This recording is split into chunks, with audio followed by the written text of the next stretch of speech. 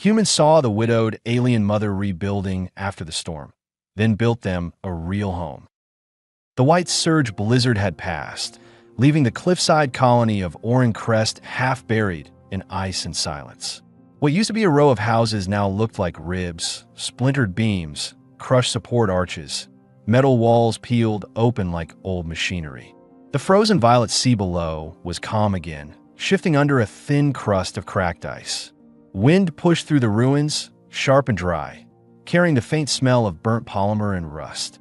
Felix Dorn walked along the upper ledge with his helmet unsealed. He preferred the cold air to the muffled buzz of filters. His eyes scanned the ruins, measuring damage, not in numbers but in habits, cracks that spread too fast, plates bent by torsion, anchor points pulled from the rock. He'd done this for years.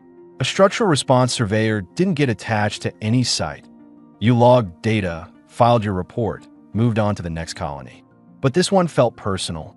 The storm here had come down without warning, the kind that ignored forecasts. Dozens dead, too many houses pushed off the cliff. His orders were simple: evaluate stability, mark condemned zones, move survivors inward. But by midday, his scanner showed fewer survivors than expected. He adjusted the strap on his harness and looked down to the lower platforms. That was when he saw her. A lone figure moved in the wreckage below, half buried in snow, lifting metal panels with bare hands. Wind tore at her long black hair, strands glinting faint lilac under the weak sun. Her skin, dark amethyst with faint frost marks, stood out against the gray ruins. She was trying to rebuild. No tools, no heat gear, just refusal. Felix watched for several seconds, unsure if she was alive or just moving from shock. Then he noticed the smaller shape behind her. A little girl, maybe 6, sitting on a broken stair. Thin blanket, purple-blue skin. Too still.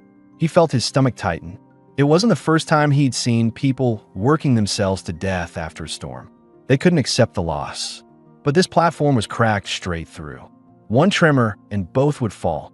He climbed down the access rail carefully, testing each rung before stepping on it. His gloves bit into the cold metal. The wind cut across his face as he reached the lower level. He called out, keeping his voice calm. "Stop working that beam. It's unstable." The woman spun fast, eyes wide. Her voice came rough and defensive. "Get away from here. I'm with the Intercolony Safety Corps," Felix said. "This structure won't hold another night." She glared at him. "Then I'll hold it." He looked at the child. "Is that your daughter?" "Yes." Her voice cracked. "And this is our home." Felix crouched beside the nearest support column. A hairline fracture ran straight through the alloy, frost already forming inside. He tapped it once with his glove. The hollow vibration confirmed it. One freeze cycle and the joint would shear. He stood again, eyes level with hers. "You'll both die here," he said quietly. She didn't answer, only turned away and kept stacking panels. The muscles in her arms trembled from cold and exhaustion. Felix stepped closer, voice lower but firm. "I'm relocating survivors to the inner terraces. I'll take you there." "I don't want your relocation," she snapped. "We were already moved once. We were told this place was safe." He paused. He could see the grief under her anger. Her lips were cracked, her breath uneven. "You lost someone here," he said. Her shoulders tightened. She didn't look at him. "My husband. He was repairing the wall when it fell." The child looked up, eyes dull and gray. Felix's chest tightened again. He had seen that look before, shock that turned permanent. He exhaled slowly, weighing what to do. "I can't leave you here," he said finally. "You don't have to trust me, but you're coming up." "That's not a request." She turned, eyes sharp. "And if I refuse, then I carry you." Silence. Wind moved through the hole in the wall, rattling loose metal. The girl coughed once, a thin sound that broke the standoff. The woman's anger shifted into something else, fear, then surrender. "My name is Mirren," she said. "The girl is Leary." "Felix," he replied, "get what you can carry." He slung a crate over his shoulder and lifted part of a broken door for use as a sled. Mirren picked up a small metal box, probably what was left of her supplies, then wrapped Leary in the blanket and followed him. The climb back up was slow. The The steps were half buried in snow, railings bent. Felix moved first, clearing the path. He kept glancing back, watching Mirren's footing. She was strong, but shaking from cold. The girl pressed her face against her mother's neck, silent. By the time they reached the upper terrace, Felix's fingers ached inside his gloves. He pulled out a metal flask and poured 3 cups of steaming liquid. "Furlan seed extract," he said. "Better than nothing." Leary reached for it with both hands. Mirren stopped her, took a small sip first, then passed it down. Felix caught the faint tremor in her hands. She wasn't used to trusting anyone anymore. "Where's your supply team?" she asked. "Down in Sector 8, he said. "They won't reach this far until tomorrow." "Then why are you here?" He looked at the heaters, then at her. "Because someone had to be." She frowned slightly, uncertain how to answer. The blue light reflected off her skin, highlighting a few scars along her collarbone. She pulled her torn mantle closer, but her body still shook. Felix unbuckled his coat and tossed it beside her. "Take it. I don't want your charity." "It's not charity. It's survival." For a moment, she said nothing. Then she picked up the coat and draped it around Leary instead. The child leaned into the warmth, eyes half closed. Felix opened a ration pack and cut off 2 strips of dried Eric's meat. The smell filled the small shelter, salt and smoke. He handed one to Mirren. "I can't eat," she said. "You can. You have to." She studied him, searching for some hidden motive. Finding none, she took a bite. The texture was coarse, chewy, but the warmth helped.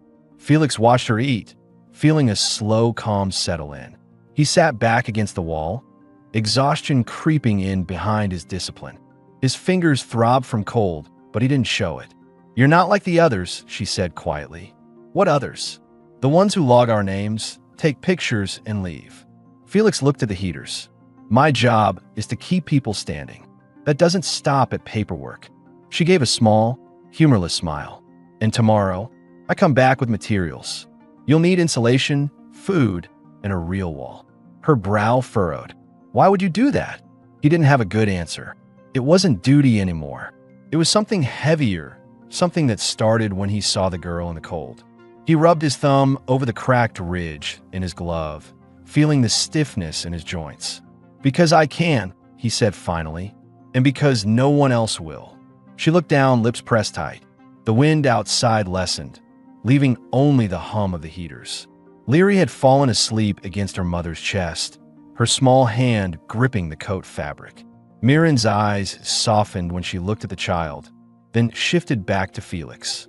"If you lie," she said, "if you're like the others, I'll throw you off this ledge myself."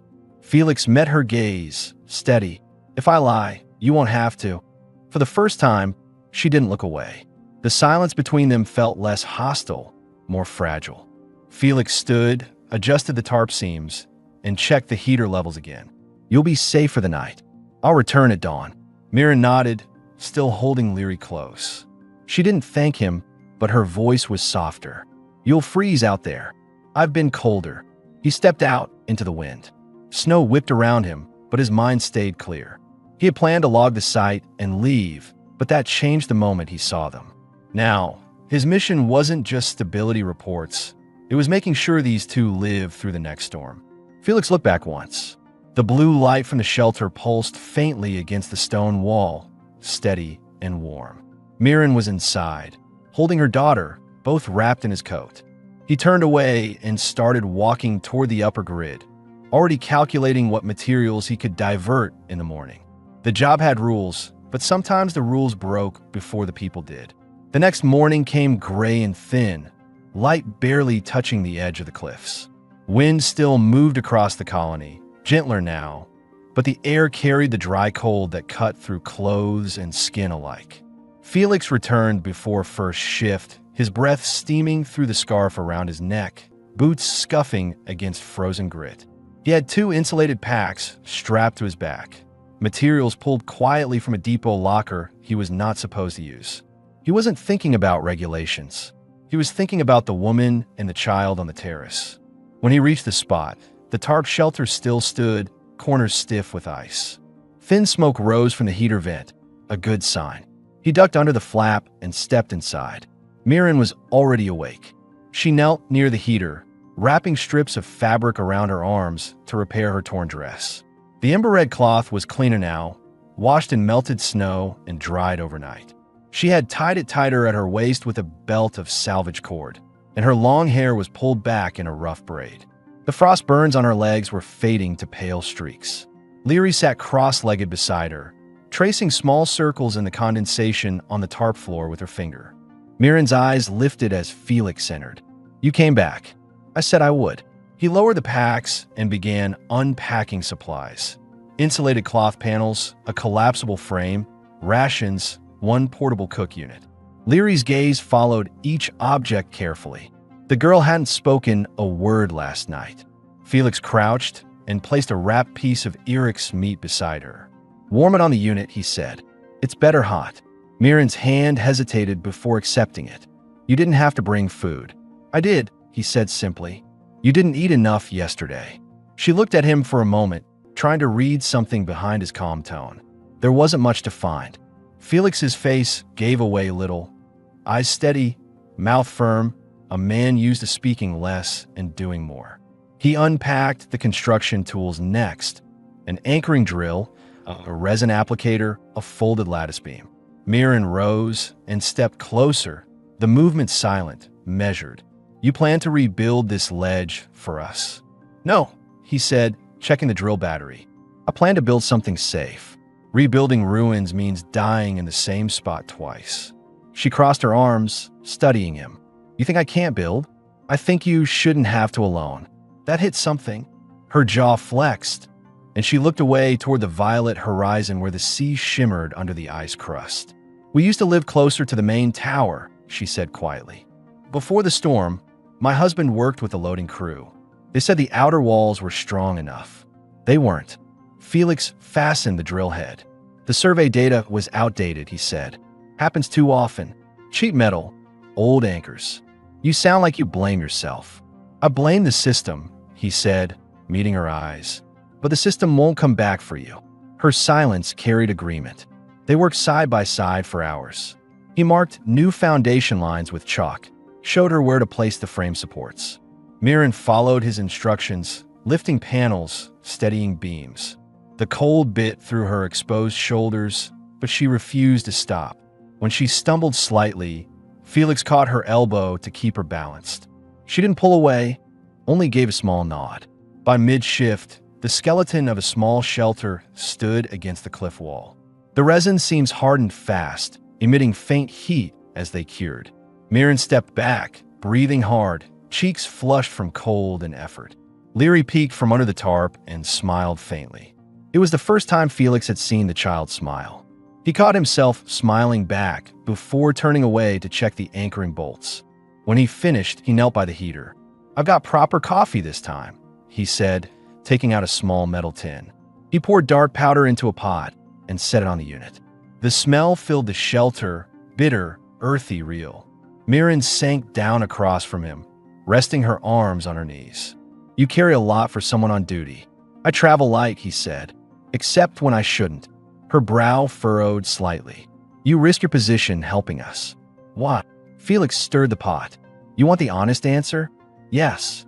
I'm tired of writing reports that end with body counts." The air between them went still. The heater hummed, and the coffee began to boil. Mirren looked at him longer this time, her voice softer. "You've seen too many storms. Enough to know they're never just weather." He poured the coffee into small metal cups. The steam rose between them like breath. Mirren wrapped her fingers around hers, feeling the heat seep through her numb hands. Leary reached for her mother's cup, and Mirren let her sip. Felix leaned back against the wall, watching them. For a moment, everything felt quiet, stable. Then a deep vibration ran through the floor, faint but clear. Mirren stiffened. Another surge? Felix pressed his palm to the ground, listening. The vibration faded after a few seconds. "No, that's the port cranes powering up. Ice must be clearing below." The view from the terrace stretched wide, rows of surviving homes deeper inside the colony, smoke curling upward, people moving like shadows through the haze. The storm had taken a third of the outer ring. Reconstruction would take months. Mirren joined him, pulling the new wrap tighter around her shoulders. Her eyes followed his line of sight. "Do you ever stop working?" He smirked slightly. "Not really. You sound proud of that. It's easier than feeling useless." She studied him for a long moment. "You're different from the men who used to come here. They only checked, never stayed." "I'm not good at leaving halfway," he said. Her lips curved, almost a smile. "That might be your weakness." He glanced at her, voice steady. "It keeps people alive." The light began to dim, the sky deepening from gray to blue. Felix set up a temporary perimeter beacon, its faint pulse washing the snow in soft amber. Mirren and Leary watched from the doorway. Inside, the heater glowed brighter. The air filled with the smell of cooked Eric's meat, salty, metallic, with a hint of spice from Mirren's own supply pouch. Leary laughed quietly when the fat sizzled. Felix turned his head toward the sound. It was the first real laugh he'd heard in this place. He looked once more at the sleeping figures inside the shelter. He made the decision quietly, without fanfare. He would stay here until their home was real. The wind picked up again, carrying the low, distant hum of machinery from the harbor. Felix closed his eyes briefly, just long enough to remember the silence before the storm, and how much worse that silence had felt than the noise now. He opened them again. The night was long, but he was still here. And tomorrow, he'd build more than walls. The morning broke cold but bright, sunlight cutting across the cliffs like white fire. The storm haze had cleared, revealing the full spread of Orin crest below, layered terraces, half repaired, half abandoned. Mirren stirred when she heard the latch click. "You're leaving already?" Her voice was low, rough from sleep. "Supply run," Felix said, strapping his harness. "You'll need insulation layers before the next front moves in." "You said it wouldn't snow again this week." "I said it shouldn't," he corrected. "That's not the same." She exhaled softly, a breath that fogged the cold air. "You sound like someone who's learned not to expect much from forecasts." "I work with what breaks, not what's predicted." Leary stirred in the blankets, hair messy, face half buried in fabric. She blinked up at them, small and silent. He picked up an insulated tarp, extra food packs, and a second heater coil, signing each item under a fake requisition code. The clerk didn't question it. Felix's uniform carried enough weight to pass. He stopped at the canteen window before heading back. The cook, an older man with burn-scarred hands, looked up. "Rough day." "Same as always," Felix said. The man poured dark liquid into a cup and slid it across. "On the house. You look like you need it." Felix nodded his thanks, took a sip. The coffee was bitter, stronger than the instant kind he'd given Mirren. He stood there a moment, watching workers pass by, all of them focused on rebuilding the same walls that would eventually fail again. He thought about Mirren's words. "We were told this place was safe." He hated how familiar that sounded. He left before anyone could start a conversation and took the long route back, avoiding main patrol paths. When he reached the terrace again, Mirren was outside, stacking pieces of metal beside the wall. She looked up as he approached. "You walk like someone with something to hide." He dropped the supplies. Inspection notice came through. "I froze it." She frowned. "What does that mean?" "It means someone noticed this rebuild isn't on the books. You're not supposed to live here." Her eyes sharpened. "And if they come?" "They won't," he said, though his tone made it sound more like a promise than a fact. "Not while I'm still stationed here." She studied him for a moment, then nodded. "Then I'll keep building." He unpacked the supplies while she worked. The air smelled of cold metal and dust. Leary sat nearby, helping where she could, passing bolts, smoothing fabric with her small hands. She still hadn't spoken a word since the night before, but she stayed close to Felix now, watching every movement. At one point, Felix handed her a small piece of ration bread. "You like this better warm," he said, placing it on the heater plate. Leary watched it puff slightly under the heat, then tore a small piece and handed it to him. "For you." It was quiet, almost hesitant, but it was the first clear word he'd heard from her. Felix froze, surprised. Mirren looked up sharply from where she knelt. "Say that again, sweetheart." The girl blushed and lowered her eyes. "For him." Felix took the bread and nodded once. "Thank you." Mirren exhaled, eyes glassy for a second before she turned back to her work. They finished assembling the insulation walls by evening. The shelter felt warmer now, less temporary. Later, when the lights dimmed and the air outside grew colder, Mirren pulled the wrap tighter around herself. Felix moved to leave for his post, but she stopped him at the doorway. "You don't have to go," she said quietly. "It's colder tonight." He hesitated. "I'll be fine. You say that every time," she said. Her eyes held his for a moment, then softened. "Stay. Just tonight. There's space." Felix stood still for a few seconds, weighing the choice. Then he nodded once and set his coat down near the heater. He sat on the floor opposite her, boots off, back against the wall. The room was silent except for the hum of the heaters and the faint sound of Leary's breathing. Mirren shifted slightly, leaning on one arm. The light caught her skin in soft orange tones, the amethyst hue deepening in the warmth. Felix felt the weight of the day in his shoulders, but the quiet around him didn't feel empty. It felt earned. After a while, Mirren spoke again. "If they come for us again, if the registry men change their minds, what will you do?" He didn't hesitate. "I'll stand in front of you." She studied him for a long time, her face unreadable. Then she said softly, "You really mean that? I don't say things I don't mean." Her expression softened. She pulled the gray wrap tighter and turned her gaze to the heater light. "Then maybe I'll stop waiting for the next storm." Felix didn't answer. He just watched her quietly, his hand resting on the cold stone beside him. And for the first time in years, he let himself breathe slow and deep. The air was cold, the night long, but inside their small shelter, warmth held. Outside, the wind passed over the cliffs, carrying snow dust into the sea. The colony below hummed, indifferent and alive. But on that single ledge, one man and one woman were no longer strangers trying to survive the same storm. They were beginning to build something that might last. Felix woke before dawn. The heater's low hum filled the shelter, and a soft orange light from the filament lamp bled across the floor. Mirren lay a few meters away, half covered by the gray wrap, her breathing slow and even. Leary slept curled against her side, one hand gripping the edge of her mother's arm like a lifeline. He sat up quietly, muscles stiff from sleeping against the wall. The air had that thin metallic chill that came before a new cold front. He checked the heaters, fuel cells at half capacity. They'd last a day, maybe another night. Felix pulled on his boots and coat. As he moved, Mirren stirred. Her eyes opened slowly, unfocused for a second before finding him. "You're leaving again?" she asked, voice still rough with sleep. "Just to the depot," he said. "We need more sealant and heat packs." As Felix made his way down the narrow path, his wristband vibrated once, an encrypted notice from Core. He glanced at it while walking. Inspection scheduled, Sector 12, Outer Terrace, pending clearance. He stopped his tracks.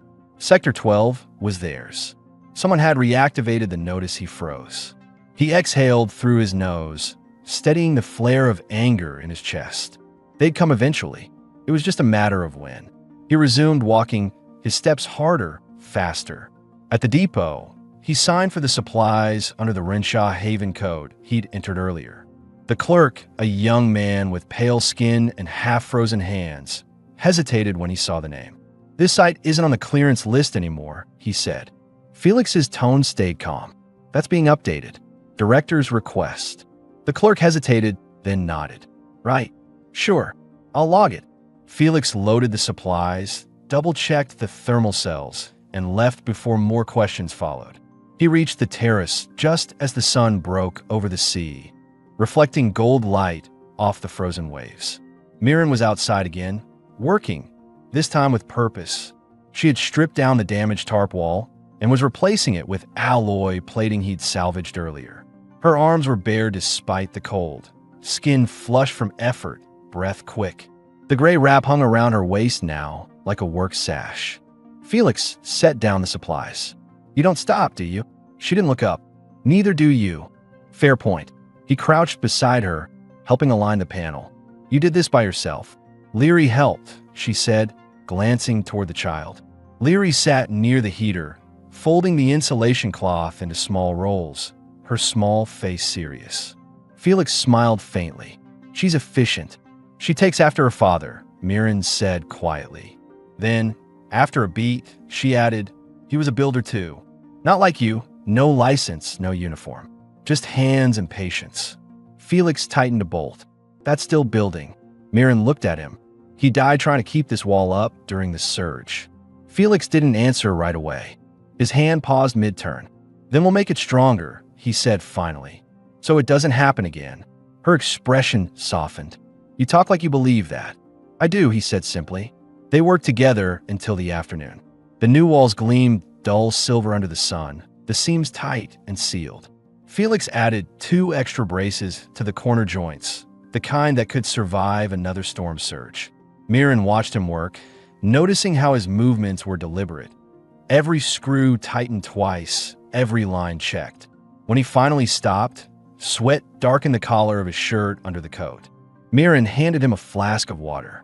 You act like this house is yours. He drank, then met her eyes. It's ours. She blinked, caught off guard. You mean mine and Leary's? No, he said quietly. I mean ours. For a moment, neither of them moved. The wind shifted, carrying a thin scent of salt and iron from the sea. Mirren looked away first, voice quieter. You shouldn't say things like that. People here, they'll talk. They already do, Felix said. Let them.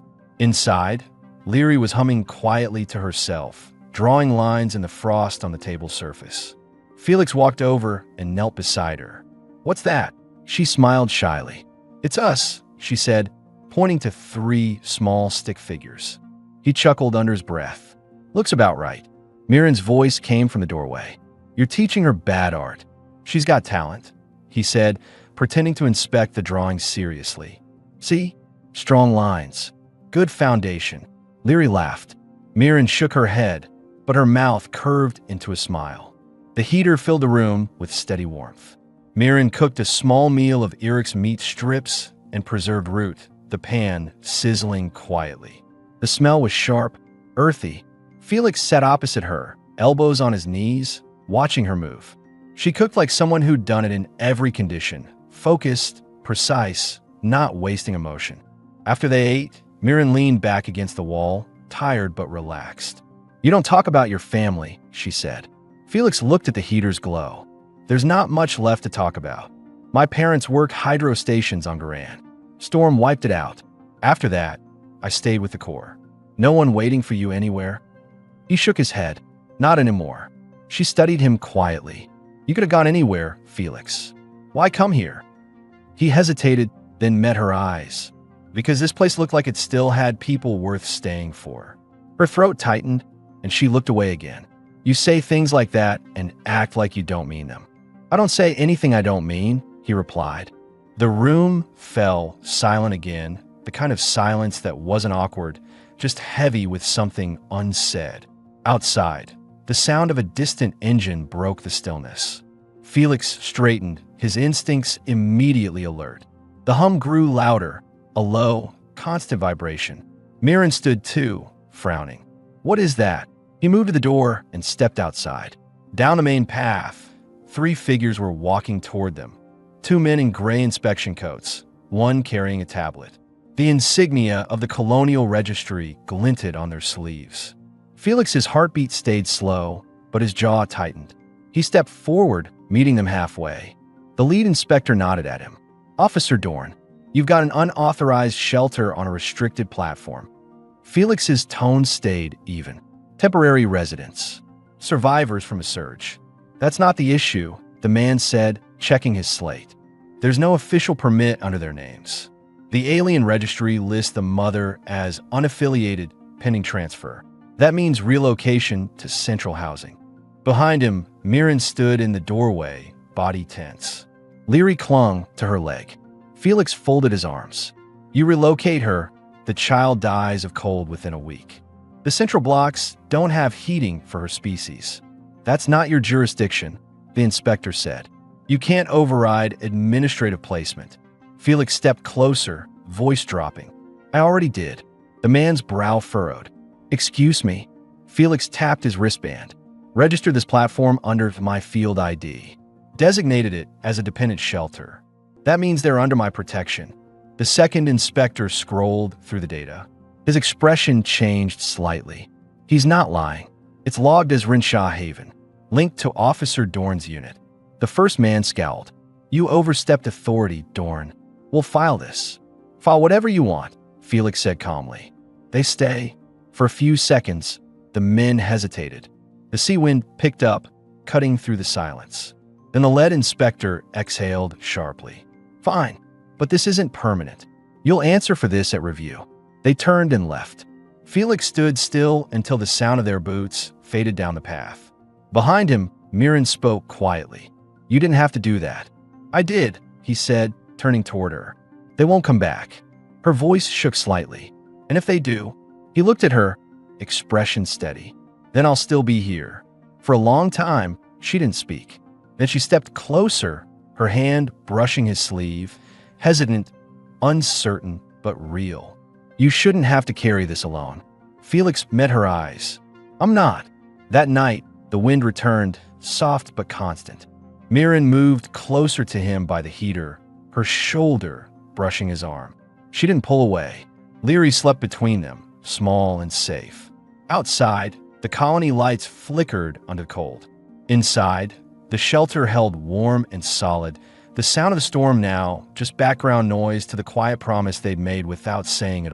The morning after the inspectors left felt different. The air was heavy, damp with salt carried up from the sea.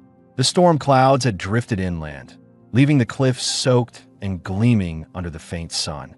From their terrace, the colony below looked alive again. Repair crews shouting, lifts rising along the rock face, thin smoke lines twisting from the rebuilt roofs. Felix sat outside on the ledge, coat unbuttoned, a steaming mug of Furlan seed coffee resting on his knee. He watched condensation roll down the cup as he replayed the confrontation in his mind. He'd expected trouble, but not that soon. The registry men would file their report. Central Command would notice. His name would flag again, just like before, back on Garan, when he'd overridden orders to evacuate too late. He rubbed the edge of his glove with his thumb, a small nervous habit he hadn't broken in years. Behind him, inside the shelter, Mirren's voice came soft and sleepy. You've been awake for hours. He turned slightly. She stood in the doorway, wrapped in the gray thermal cloth, hair loose over her shoulders. Her skin caught the sunlight, amethyst tones blending into faint violet shadows under her collarbone. She looked warmer now, healthier. Felix answered quietly. Old habits. I don't sleep much. She stepped closer, the sound of her bare feet light on the stone. You worry too much. I calculate, he said. That's different. Then stop calculating and drink your coffee before it gets cold. He smiled faintly and did as she said. Her tone had changed, less defensive, more familiar. The cold distance between them had been replaced by something quieter, harder to name. Leary ran out from inside, her braids bouncing as she carried a small piece of chalk in one hand. Look, she said proudly, pointing to the wall beside the door. She had drawn 3 shapes, a tall figure, a smaller one, and an even smaller one between them. Felix leaned closer, pretending to study it seriously. That us? Leary nodded, smiling wide. Good proportions, he said, but I think I'm shorter than that. Mirren laughed softly behind him, a sound that surprised even her. Don't argue with her art, she said. She finally found a reason to draw again. The girl looked at her mother, eyes bright. Can we stay here now? Felix looked at Mirren. The question wasn't childish. It was heavy, real. Mirren crouched, brushed her fingers through her daughter's hair. We'll stay, she said. We'll make it stronger. Felix caught her glance as she said it, and something in his chest tightened. By midday, the wind picked up again. Felix returned from the depot with a small crate of fresh metal brackets and rations, mostly dried Eric's meat, smoked grain, and a few sealed fruit packs. He set them down near the table, then joined Mirren outside where she was cutting insulation foam to fit the last wall joint. You keep stealing from the depot, she said without looking up. Borrowing, he corrected. I'll log it later. Her lips curved. You won't. Probably not. The corner of her mouth twitched, but she didn't argue. Instead, she pressed another strip into the seam and stood back, brushing frost from her hands. Her dress had changed again. Felix had given her one of his spare undershirts and a reinforced tool belt, which she'd turned into something that looked almost deliberate. It clung close under the wrap skirt she still wore, and the fabric was marked with streaks of gray sealant. Felix noticed how naturally she moved now. No hesitation, no flinching from the cold, just rhythm and focus. The sound of a colony bell broke the moment. Mirren looked up, listening. Inspection shift? Supply change, Felix said. Means I've got maybe 4 days before they check this area again. 4 days, she repeated. Enough time to finish the walls. And the roof, he added. She glanced at him. You're serious. I don't start things I don't plan to finish. They worked until the sun dipped low, hands numb, breath fogging the air. Leary helped carry tools, humming under her breath. Each movement built rhythm into the silence between them. Screws turning, resin sealing, the sound of wind breaking against the panels. At dusk, the final support beam locked into place. The house finally looked whole. 4 walls, sealed seams, a proper door, and a roof strong enough to outlast another surge. Felix stepped back, hands on his hips. There, he said, permanent enough for you. Mirren stared up at it, quiet. The light caught the faint sheen of moisture in her eyes before she looked away. You would have liked this, she said. Felix turned to her. Your husband? She nodded once, then exhaled. He built things with less.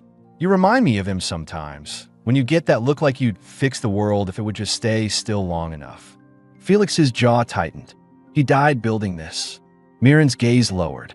He tried to hold the wall when it cracked. He told me to run with Leary. I didn't. By the time I reached him, the surge took the platform. Felix said nothing for a while. The sound of the sea filled the silence. Finally, he said quietly, You stayed because leaving felt like betrayal. She looked at him sharply, then nodded once. You understand too well. I've been where you are, he said. Not the same storm, but close enough. She studied him. Who did you lose? He hesitated, eyes fixed on the horizon. Crew, 12 of them. We built containment rigs on Garan. The storm came faster than the alerts. I was supposed to call the evac. I waited 5 minutes too long. Mirren's expression softened. You think that makes you guilty? I don't think, he said flatly. I know. They stood in silence again, the wind cutting between them, but not enough to drive them apart. Mirren stepped closer, the gray cloth around her shoulders brushing his arm. Then stop trying to rebuild the whole world, she said softly. Start with this one. Felix looked down at her.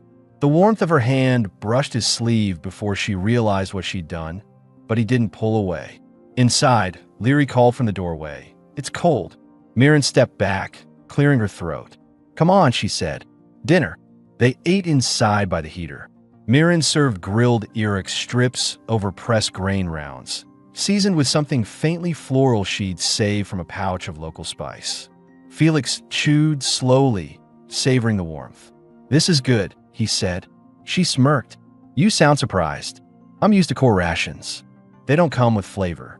Flavor takes patience, she said, sipping from a cup of hot water. Something you don't seem to have much of. I have enough, he replied. You work like someone who doesn't plan to stop. I don't, he said. Stopping means thinking. Her eyes held his for a moment, steady. Maybe you should think once in a while. He chuckled quietly, shaking his head. Not my strength. Later, after Leary fell asleep on the mat near the heater, Felix helped Mirren clean up. She brushed her hands over the table, moving slow, deliberate. The air between them felt heavy with something unspoken. She looked at him finally, voice low. You said 4 days. What happens after that? They'll come again, he said. If they ask questions, I'll handle it. And if they don't stop asking, he met her eyes. Then I'll make them. Her breath caught slightly. You talk like someone who's ready to lose everything. I already did, he said. She stepped closer, the heater light painting her skin gold. You don't have to do it alone. Felix didn't move. Her fingers reached up, brushed lightly against his collar. The contact was brief, but enough to shift something between them. He felt the pulse of it. Warm, human, undeniable. He didn't reach for her, not yet. He just looked at her quietly, steady and present. I'm not alone, he said. She smiled faintly, a real smile this time. Good, she whispered. Outside, the wind picked up, the sound low and constant, but inside the shelter it was warm and still. Leary slept safe, the walls solid, the lights steady. For the first time since the storm, Mirren didn't look like someone waiting for everything to collapse again, and Felix didn't feel like someone who had to move on when it did. They had built something that finally felt alive. The next day brought a stillness that felt unnatural after so much wind and noise. The sea below had turned glassy, smooth enough to reflect the cold sunlight. The air was heavy with quiet. Felix set a heating cell by the door and crouched to check its fuel gauge. Storm lines are moving again, he said. We'll have another front soon. Mirren looked up. How bad? Not a surge, just heavy wind. But the inspectors might use it as an excuse to come back early. Her expression hardened. You think they will? I think they never forget a report, he said. And I gave them one. Leary glanced between them, uncertain. Mirren reached across the table, resting a hand over her daughter's. We'll be fine, she said softly. We have walls now. Felix didn't contradict her. The last thing they needed was fear inside the house they'd just made stable. He stood, slipped on his gloves, and started unloading more supplies, metal panels, wiring, another heater unit. Mirren followed him outside. The cold hit instantly, sharp and dry. She helped him lift the heavier crates into place. As they worked, Mirren's tone changed. You said you used to build containment rigs, she said. Was that before the Corps? Before, he said, tightening a bolt. Private contract work. Cheaper metal, faster deadlines. And worse pay, I imagine. Worse everything. He stood upright, exhaling. That's where I learned what happens when people cut corners. Garan flooded because of that. She paused, leaning against the railing. You never said why you joined the Corps after that. I figured if I had to fix other people's mistakes, I might as well get paid to do it legally. He looked at her. It didn't make much difference. Her gaze lingered on him, thoughtful. You could have quit, left this world behind.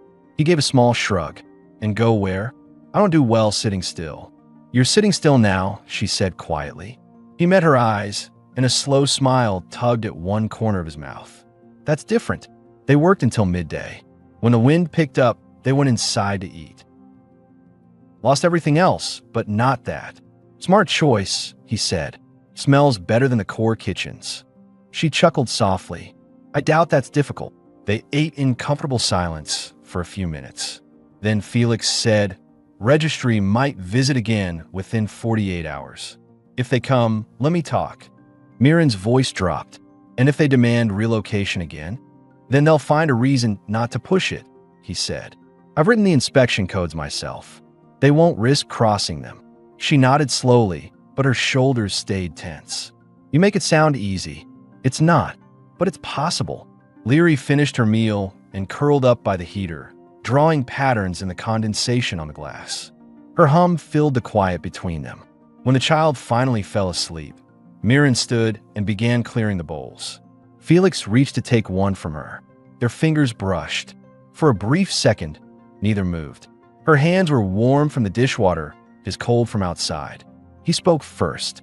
You don't have to keep proving you can survive without help. Her tone came low, defensive. That's all I've done since the storm. I know, he said, but you don't have to anymore. She looked at him, then, really looked like she was trying to see if he meant it. You think I'll forget how? I think you'll remember why you fought in the first place, he said. Not for walls. For her. He nodded toward Leary. Mirren's lips parted, then closed again. She swallowed hard, setting the bowl down. You talk like you already decided we belong to you. I didn't decide anything, Felix said softly. You did when you let me stay. She stared at him for a long moment, unsure whether to be angry or grateful. Then, without another word, she turned away and started drying the dishes. Outside, wind beat against the walls. The new storm had arrived sooner than expected. Felix checked the seals on the door, the joints he'd reinforced. Everything held. Inside, the heater glowed steady. As evening fell, the power lights flickered briefly across the colony below, a sign of the surge protectors activating. Felix frowned. The grid's straining, he said. Mirren stood by the window, watching the lights. Will it reach us? No, he said. We're too far out. The cliffs absorb most of it. Still, she didn't relax. Her eyes followed the faint lightning streaks in the distance. Every time I hear thunder, I still expect to lose the floor under me. Felix walked to her side. That won't happen here. You sound so sure. I am. He didn't touch her, but his presence was close, solid. Mirren's shoulders eased slightly. She turned to him, her eyes catching the soft orange light. You make promises like they're orders, she said. Maybe they are, he said quietly. For a few heartbeats, the storm outside became background noise. Mirren stepped closer, searching his face. Her voice was a whisper. And what happens if we believe you? Then I make sure I'm right, he said. She smiled faintly, eyes wet but steady. You really don't know how to stop, do you? No, he said. Not when it matters. A sudden knock on the outer door broke the moment. The sound was sharp, official. Mirren froze. Felix turned, every muscle tightening. He opened the door halfway. A man in a registry coat stood there, face half hidden by a scarf, holding a data slate that glowed faint blue. Officer Dorn? The man asked. You're requested at the Central Hub. Administrative review. Effective immediately. Felix's jaw flexed. What for?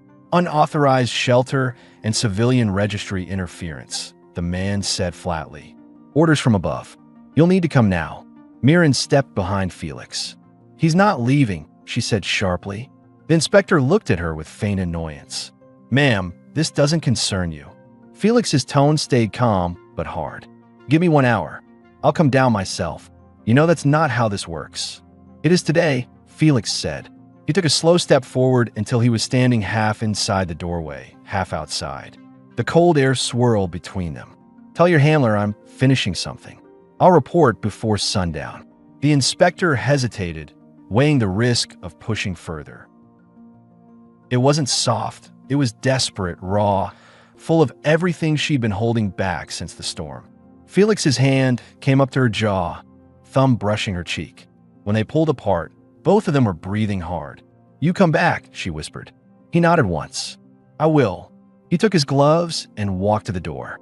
Mirren stood there, eyes burning, until he disappeared into the gray light.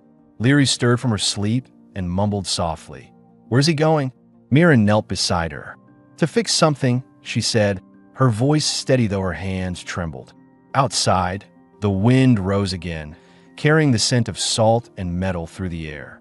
Felix moved down the path toward the main colony hub, his figure a dark silhouette against the pale horizon. He didn't look back, but every step he took felt heavier than the one before. The corridor inside the central hub smelled of ozone and rust. Felix walked in with his gloves tucked under one arm, his boots leaving wet prints across the steel floor. The building hummed with quiet tension, the kind of silence that always came before an argument you couldn't win. 2 security officers flanked the entrance to the review chamber. Their armor was polished, but worn at the joints, patches of frost clinging to the metal from the cold outside. Do you deny this? He didn't. No. Her brows lifted. You admit to altering registry data? I registered a family under my protection, he said. Storm victims, displaced from Zone 9. The Corps had no active shelters left. I made one. That's not your jurisdiction, the second officer said, tapping his pad. You're a structural response engineer, not relocation. Felix leaned forward slightly. Then you should have sent someone who cared. The room went quiet. It's legally binding. The older woman's expression hardened. You realize the implications of that, Dorn. That's not temporary protection. It's a family union contract. I'm aware. So this isn't professional conduct. It's personal involvement. Felix didn't flinch. It's both. The difference is I'm not ashamed of either. The younger officer scoffed. You think compassion excuses falsifying records? Felix's reply was quiet but hard. I think compassion is the only reason any of this is worth fixing. The gray-haired woman leaned back in her chair. For a long time, she said nothing. Then, almost reluctantly, she spoke again. Your record shows 14 years of service. Multiple commendations. You've already been written up twice for overstepping protocol. Felix nodded. Make it 3. She stared at him, trying to read whether it was arrogance or resolve. Finally, she sighed. You'll be suspended pending review, but the registry stays temporarily. The family remains under your oversight until we reevaluate the situation. That's all I need, Felix said, standing. This isn't a victory, she warned. No, he said. It's maintenance. He turned and walked out before they could respond. Outside, the air hit him like ice. The sky had darkened into late afternoon gray, heavy with mist. He moved fast through the upper walkways, down the lifts, across the narrow bridges that connected the central hub to the outer terraces. Each gust of wind carried salt spray from the sea below. By the time he reached the edge of Sector 12, the storm was back. Fine snow whipped across the ledges, covering the new structures in a pale dust.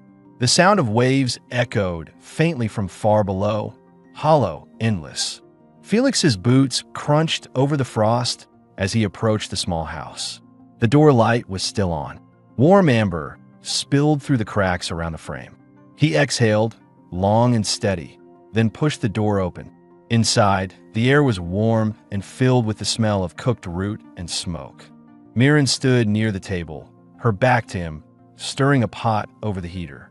Her violet skin glowed softly under the light. Leary sat on the floor, wrapped in a blanket, drawing in the frost again with a small piece of chalk. When Mirren turned and saw him, the spoon slipped from her hand. Felix, she said, the word halfway between relief and disbelief. He set his gloves on the table. I told you I'd come back. She crossed the space between them in 2 steps, hands trembling. What happened? Suspension, he said. Nothing else. They'll come for you again. Maybe, he said, but not today. For a moment, she just looked at him, like she needed to make sure he was real. Then she reached up, resting her hand against his chest. You kept your word. He nodded once. I said I would. Her voice broke slightly. I know, he said softly. She leaned into him then, forehead against his shoulder. He let his arms wrap around her, steady and protective, the cold still clinging to his coat.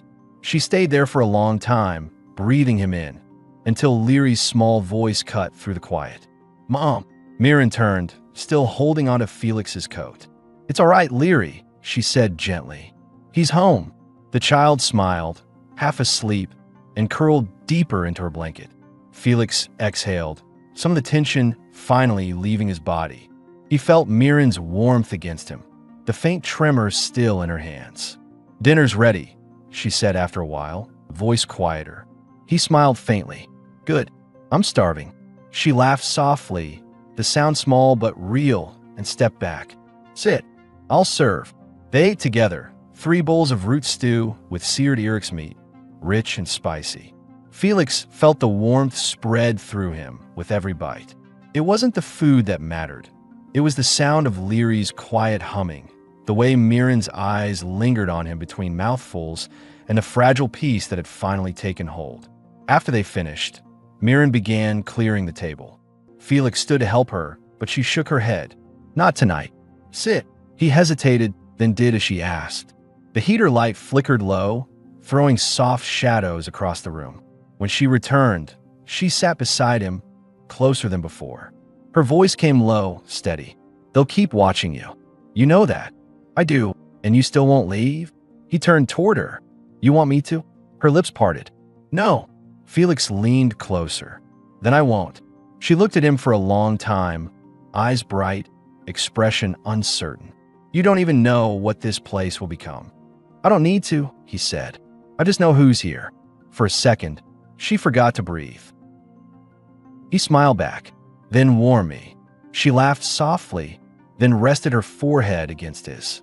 You're impossible. Efficient, he said. They stayed like that for a long while, the world outside forgotten. Later that night, after Leary had fallen asleep in her small bed near the heater, Mirren and Felix stood by the window. The storm had eased, leaving the sky clear enough to see the faint glow of auroras spreading over the horizon, green and violet waves rippling through the dark. Mirren's voice broke the quiet. The colony looks different from here. Then his voice came low, certain. Then I'd better make room for more walls. Mirren laughed quietly, tears mixing with her smile. Always the builder. Always, he said, pulling her closer. Outside, the wind moved through the cliffs, carrying the sound of the sea below. Inside, the light from the heater painted their faces gold. Leary murmured in her sleep, the faint chime of glass wind ornaments swaying above her bed. Felix looked around the small home, the walls he'd built, the warmth they'd made, and felt for the first time in years that nothing was missing. He didn't need to rebuild anymore. He'd already found what was worth keeping.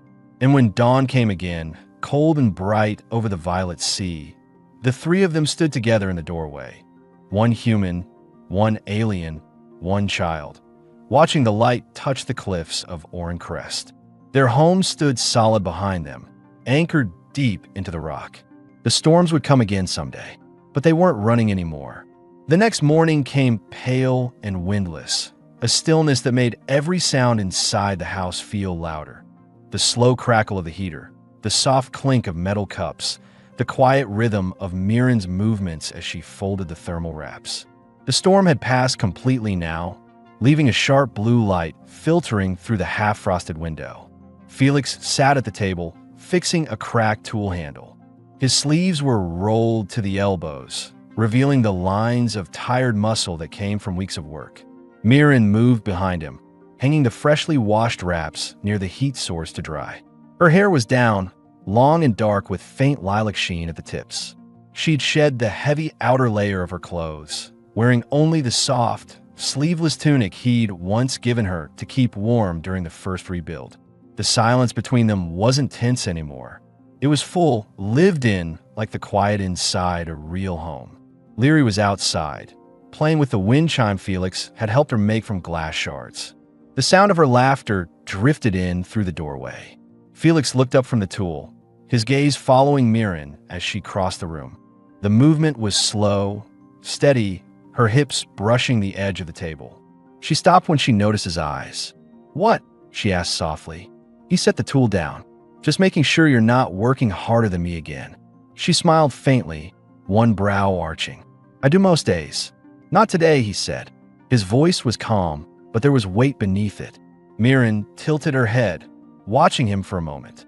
The heater light flickered, catching the lines of his face, the faint bruise at his jaw from where he'd fallen during the last storm, the stubble dark against his skin, the quiet steadiness in his eyes. She saw it then, the exhaustion he carried and the care he never spoke about. "Felix," she said quietly, "you don't have to keep proving anything." He looked at her. "Maybe I do." Her tone softened. "To me, you don't." He stood slowly, crossing the short distance between them. The faint hum of the heater filled the silence. When he stopped in front of her, the space between them was small enough that she could feel the heat from his body. Mirren's breath hitched. She didn't step back. Felix lifted one hand, hesitating just long enough to make sure she could stop him if she wanted to. She didn't. He brushed his fingers along her cheek, then down to her jaw, tracing the line of her skin. It was warmer than he expected. Her voice came soft, unsteady. "You should rest." "I will," he said. "After this." She swallowed hard. "After what?" He didn't answer. Instead, he leaned in, the kiss slow, careful at first, like testing a bridge before trusting it to hold. Mirren's hand rose to his chest, gripping his shirt. The moment deepened naturally, the way quiet turns to warmth. When she pulled back slightly, her eyes met his. "You don't have to hold back," she whispered. He exhaled against her neck. "I'm not." They moved together with the same wordless rhythm that had built their home, deliberate, patient, steady. Mirren led him to the corner of the room where the light from the heater washed the blankets in soft gold. The outside world stayed silent, except for the faint sound of the wind chime beyond the door. There was no rush, no desperation. Just two people who had been holding their breath too long, finally allowing themselves to feel safe. Her hands traced the lines of his back, his palms steadied at her waist. Their breathing mingled in the dim warmth, the sound of fabric shifting softly between them. Every movement felt real, grounded, not a fantasy, but a quiet act of choosing. When she whispered his name, it wasn't fear or hesitation anymore. It was gratitude, relief, and something deeper that had no word. When it was over, they stayed close. The heater's glow flickered against the walls. Mirren's head rested against his chest, her fingers drawing idle patterns across his skin. Felix's arms stayed around her, his heartbeat steady calm. Outside, Leary's laughter carried faintly through the window, followed by the soft ringing of glass in the wind. Felix brushed his thumb along Mirren's shoulder. "You're warm," he said quietly. She smiled against him. "So are you." He tilted his head slightly, looking at her face, at the softness there now, the absence of fear. "You could have left that night," he said. "When I went to the review." "I almost did," she admitted. But Leary wouldn't move. "She said you'd come back. I told her I would." "You always keep your word," she said. Then, after a pause, "That's why I stayed." He kissed the top of her head, small and sincere. "Then we both made the right choice." Hours passed like that, slow and quiet. They eventually dressed again, the calm between them unbroken. Mirren started a small pot of tea using dried Solon fruit slices, their scent filling the air with something light and sweet. Leary came in with cold cheeks and bright eyes, holding the wind chime high. "It sings when the wind changes," she said proudly. Felix smiled. "Then we'll know when the next storm's coming." Mirren set the cups on the table and looked between them, her expression softening. "Or when it's finally gone." They sat together at the table, 3 cups, 3 steady hands.